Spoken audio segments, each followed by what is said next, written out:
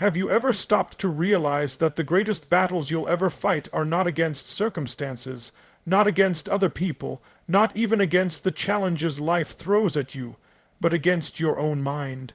The mind is the ultimate driver. It can create momentum, or it can trap you in hesitation. It can open doors, or it can slam them shut before you even try the handle. Mastering your mind isn't optional if you want to create a life that feels alive. It's the foundation of everything you will ever achieve. Most people let their minds run them. They allow stress, doubt, and fear to hijack their inner voice. But here's the truth: you were never meant to be a passenger. You were designed to take the wheel, to condition your thoughts, and to command your focus. When you learn the technique to master your mind, you don't just change what you think, you change who you are becoming. Mastery starts with awareness. If you don't know what your mind is saying, you can't direct it. The first step is learning to recognize the stories you've been repeating to yourself, the ones that limit you, the ones that make you believe you're not enough, not ready, not capable. Once you see those patterns, you can begin to disrupt them, and disruption is powerful, because the second you break a pattern of disempowering thought, you create the possibility for a new one. You create space for strength, clarity, and certainty, and from that space, you can install a new belief, one that supports your future instead of sabotaging it. The technique is simple, but not always easy. Interrupt the pattern, replace the thought, and repeat it until it becomes automatic. That is how habits of the mind are built. That is how you stop being at the mercy of doubt and start living in alignment with your power. Every breakthrough starts here. Every achievement you desire is rooted in your ability to master your own focus and emotion. Because when you control your mind, you control your destiny. Awareness is the ignition of transformation. Imagine walking into a dark room. For years you've stumbled through it, bumping into furniture, tripping over obstacles, hitting your shin on the table you swore you moved yesterday. That's what most people do in life. They live in the dark, unaware of what's really running their decisions, unaware of the patterns that govern their reactions, unaware of the unconscious loops dictating their destiny. But the instant you flip the light switch, everything changes. Nothing about the room is different, but your awareness reveals what was always there. That's the power of awareness. It doesn't change reality. It changes your relationship with reality. So many people believe their circumstances are what hold them back. They point to lack of resources, lack of support, lack of opportunity. But what they don't see is that the true enemy isn't out there. It's in here. The voice that whispers you can't, the doubt that tells you you're not ready, the fear that paints pictures of failure so vivid you never even try. Without awareness, you mistake that voice for truth.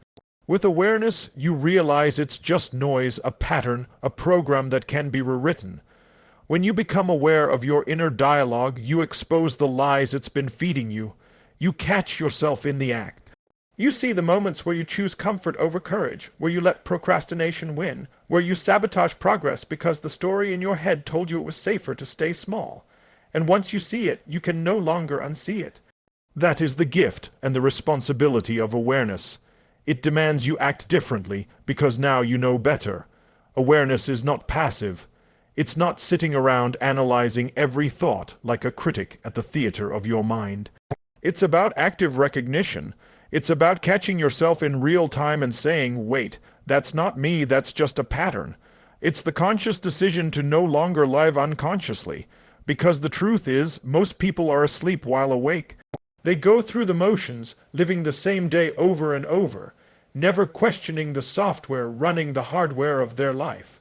Awareness is the alarm clock that wakes you up. Think about the areas of your life where you've been stuck. Maybe it's your career, your relationships, your health. You've tried strategies, you've made plans, but you keep circling back to the same results. That's not because you're broken. It's because you've been operating without awareness of the beliefs driving your behavior. Once you become aware, you realize the obstacle wasn't external, it was internal, and when the inside changes, the outside follows. The most powerful people in the world are not the ones who have all the answers. They are the ones who ask better questions. Awareness begins with asking, what am I telling myself right now? What story am I believing? Is it empowering me or is it limiting me? These questions cut through the fog of unconscious thinking and bring clarity. And with clarity comes choice. Without awareness, you're a puppet. With awareness, you're the puppeteer. The mind loves to repeat. It loves patterns because patterns are safe. But those same patterns often hold you hostage. They keep you from risking, from growing, from expanding. Awareness is the disruptor. It's the moment you see the cage you've been sitting in and realize the door was never locked. You simply never noticed it was open. That's the radical shift that happens when you shine the light of awareness on your inner world. And here's the truth.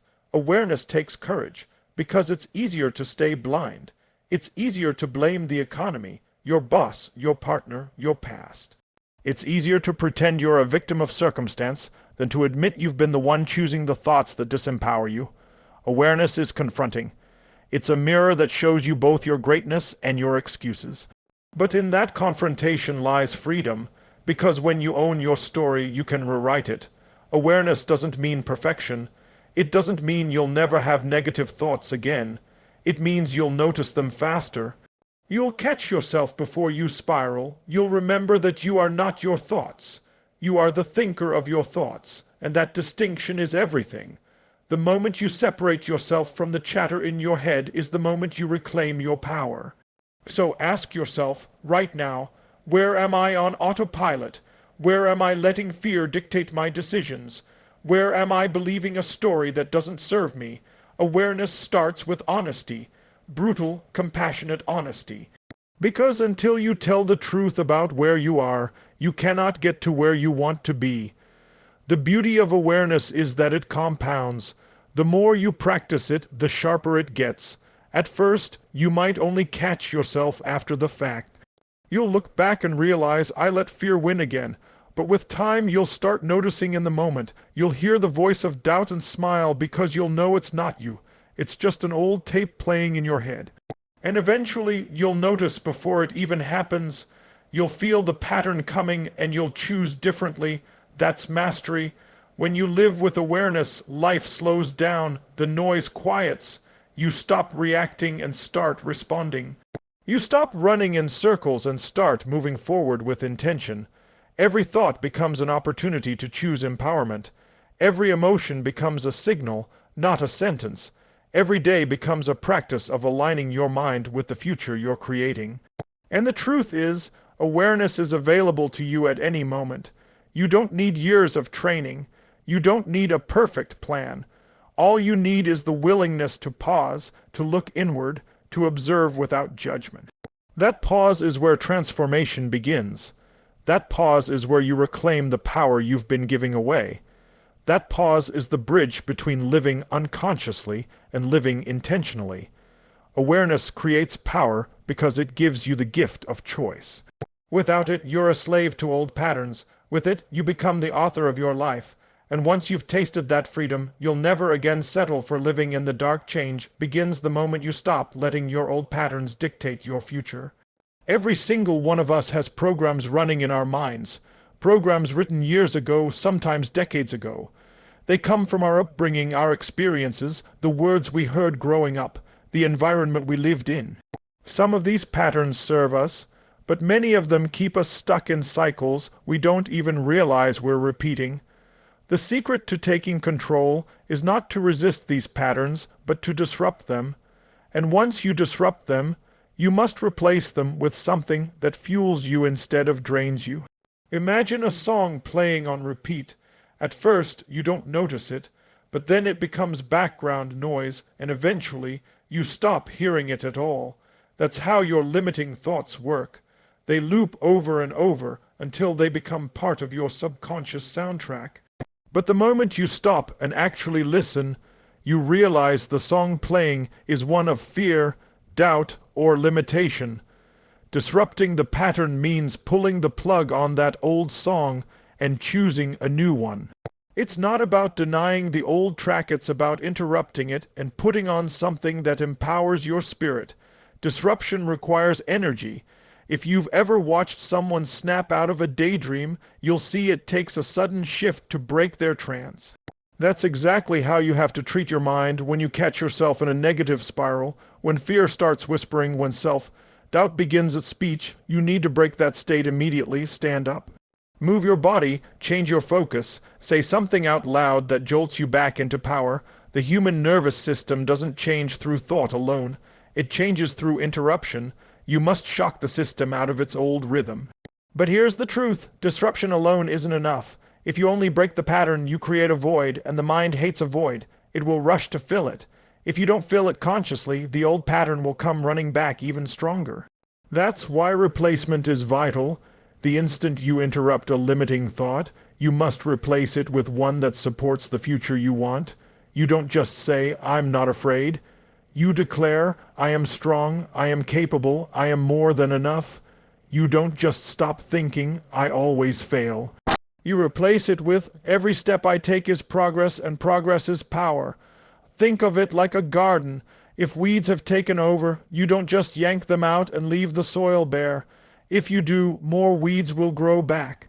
You plant flowers, trees, fruit. Something beautiful and nourishing. The same goes for your mind. If you uproot a limiting belief, you must plant a new empowering one immediately. And you don't just plant it once. You nurture it until it grows strong enough to take root. Some people hear this and think it sounds too simple. Can I really just say a new thought and expect my life to change? The answer is yes, because every belief you've ever had started as a single thought repeated until it became automatic. The first time you told yourself, "I'm not good at this," it was just a thought, but you repeated it, you reinforced it, you collected evidence for it, and eventually it became a belief. The same process can build empowering beliefs if you choose to disrupt and replace consistently. The challenge is that your old patterns are familiar, they feel safe even when they're destroying you, they've been your comfort zone for years. That's why when you disrupt them, your mind will fight back.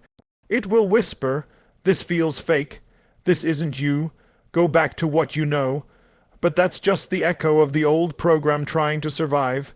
You must outlast that echo by continuing to replace it until the new pattern feels more natural than the old one. One of the fastest ways to replace old thoughts is through repetition tied to emotion. If you just say words flatly, they won't stick. But if you declare them with certainty, with energy, with your whole body involved, they become imprinted in your nervous system. Think of how music moves you. A song tied to emotion gets burned into your memory instantly. That's the power of linking your new beliefs with powerful emotion. It's not about saying, "I'm confident." It's about standing tall, breathing deep, speaking with power, and feeling confidence surge through your veins as you say it. Another key to replacing thoughts is visualization. When you replace an old belief with a new one, don't just say it, see it. See yourself living it. See yourself winning, thriving, creating. Feel the outcome as if it's already real. The brain doesn't fully distinguish between imagination and reality. When you rehearse a new identity in your mind vividly enough, your nervous system begins to accept it as truth. That's why athletes visualize victory, why leaders rehearse speeches in their heads, why dreamers build castles in their imagination before they ever build them in reality. The practice of disrupt and replace is not a one-time event, it's a lifestyle. It's something you do every single day, multiple times a day, until it becomes automatic. At first, it feels clunky. You'll catch yourself after the fact, but over time, you'll catch yourself in the moment. And eventually, you'll preempt the pattern. You'll feel the old thought coming and replace it before it even takes root. That's when you know you've rewired your mind. Don't underestimate the ripple effect. When you start disrupting and replacing, you don't just change your inner world. You change your outer one. People will notice the shift in your energy. Opportunities will appear because your focus has shifted. Relationships will transform because you show up differently. Success will feel more natural because your mind is finally aligned with your potential instead of your fears. The outside is always a reflection of the inside. This technique is not about denial. It's not about pretending life is perfect or ignoring challenges. It's about refusing to let disempowering thoughts run unchecked. It's about choosing what thoughts get to live in your mind rent-free. Because your mind is like prime real estate. Don't let weeds and trash move in when you could cultivate something extraordinary. So the next time fear arises, disrupt it. The next time doubt whispers, replace it. The next time an old story resurfaces, cut it off and declare a new one, and do it again and again and again until the new story becomes the only story your mind knows. Because when you master this practice, you stop being a victim of your thoughts and start being the author of your destiny. The real secret of transformation isn't found in a single breakthrough moment. It's not the lightning bolt of insight, the sudden spark of motivation, or even the powerful shift that comes when you disrupt and replace a limiting pattern. The real magic lies in conditioning, because anything you do once is just an experience, but what you do repeatedly becomes your identity. If you want to truly master your mind, you must condition it until the new way of thinking, feeling, and behaving becomes automatic. Think about the way a muscle grows. You don't lift a weight one time and expect your body to transform. You don't go for one run and expect world-class stamina. Growth doesn't happen from what you do occasionally. It happens from what you do consistently. The same principle applies to your mind. Every thought you repeat, every belief you reinforce, every state you practice builds mental muscle. Conditioning is how you wire a new identity into your nervous system until it becomes who you are. Most people dabble in change. They get excited about a new idea. They try it for a week and then they quit. And then they wonder why nothing sticks. The truth is, they didn't fail because the idea was wrong. They failed because they didn't stay with it long enough for it to become part of them. Conditioning requires persistence. It requires repetition day after day, even when it feels boring, even when you don't see immediate results. Because just like the gym, the real progress happens invisibly, beneath the surface, until one day it shows up for everyone to see. Conditioning begins with clarity. You must decide exactly what new patterns you want to create. If you leave it vague, I just want to feel better, or I want to be more positive, your mind doesn't know what to practice. You need specificity. I want to train my mind to see solutions instead of problems. I want to condition my focus to look for opportunities. I want to feel gratitude every morning before I do anything else. The more specific you are, the easier it is to wire that identity into your nervous system. Then comes ritual. Ritual is where conditioning lives. The actions you repeat daily are carving grooves in your brain, shaping your habits, and ultimately creating your destiny. If your rituals are checking your phone first thing in the morning, comparing yourself to others, and dwelling on problems, you are conditioning stress, self-doubt, and scarcity. But if your rituals are breathing deeply, moving your body with energy, declaring empowering thoughts, and visualizing your vision, you are conditioning power, clarity, and abundance. Your rituals reveal what you're really conditioning. Conditioning isn't just mental, it's physical. The body and mind are not separate, they are one system. If you want to condition confidence, you don't just think confident thoughts. You stand tall, you breathe deep, you move with certainty. If you want to condition energy, you don't just wish for it. You raise your physiology until your nervous system has no choice but to shift. The body is the fastest way to access and lock in new states of mind. That's why athletes train with intensity, why performers rehearse with passion, why leaders speak with power. They're conditioning their nervous system, not just their intellect. And here's the key: conditioning works both ways. You're conditioning your mind right now, whether you know it or not. Every time you dwell on a negative thought, you're strengthening that neural pathway. Every time you hesitate instead of acting, you're conditioning hesitation. Every time you choose distraction over focus, you're conditioning distraction. The question isn't whether you're conditioning, it's what you're conditioning. That's why awareness and disruption matter, because they give you the chance to stop wiring what you don't want and start wiring what you do. Neuroscience tells us that the brain is plastic. It rewires itself based on what you repeat. The more often you fire a particular thought, the stronger that pathway becomes. Over time, it becomes your default. That's why at first, empowering thoughts feel forced. They're like walking a dirt path through tall grass. It takes effort, but the more you walk it, the clearer it gets, until eventually it's a paved road. And the old pathway, the one of fear, doubt, and limitation, grows over with weeds and fades away. That's how conditioning rewires your brain for success. Conditioning also thrives on emotion. If you repeat something with no emotion, it takes much longer to stick. But when you tie deep feeling to it, excitement, passion, joy, it burns into your nervous system faster. Think about how you remember emotionally charged moments in your life with crystal clarity, while 100 ordinary days are a blur. That's the power of emotion in conditioning. So when you practice your new identity, don't do it half-heartedly. Throw yourself into it. Feel it fully, live it as if it's already true. That's how you accelerate the wiring process. Consistency is non-negotiable. The mind is like a garden. If you plant a seed and water it once, nothing grows. But if you water it daily, nurture it, protect it, the seed becomes a tree. The same goes for conditioning. Miss a day and it's no big deal. Miss a week and the weeds of old patterns start creeping back in. Miss a month and you've surrendered your progress. But if you stay consistent, even with small daily rituals, you'll create irreversible momentum. Because once a new identity takes root deeply enough, it becomes harder to stop than to continue. What you condition also defines how you handle setbacks. If you've conditioned resilience, challenges don't break you. They reveal your strength. If you've conditioned focus, distractions don't derail you. You quickly return to your path. If you've conditioned gratitude, even in tough times, you find something to appreciate, which keeps you moving forward. Conditioning is not just about building success, it's about building the mental and emotional muscles to sustain it when life inevitably tests you. And don't underestimate the power of environment in conditioning.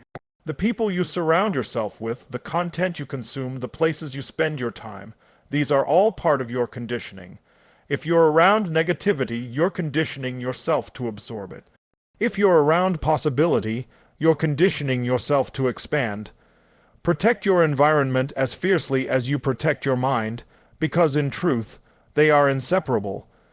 Conditioning is the bridge between knowing and becoming. You can learn every strategy in the world, but until you condition it, it won't stick. You can have the most inspiring vision, but until you condition your habits to match it, it won't become reality. Knowing is potential. Conditioning is embodiment, and embodiment is where true transformation happens. So the question is, what are you conditioning daily? Are you conditioning fear or courage? Are you conditioning scarcity or abundance? Are you conditioning hesitation or decisive action? The answer isn't in what you say you want. It's in what you practice every single day. Because the truth is, you don't get what you occasionally desire. You get what you relentlessly condition until it becomes automatic.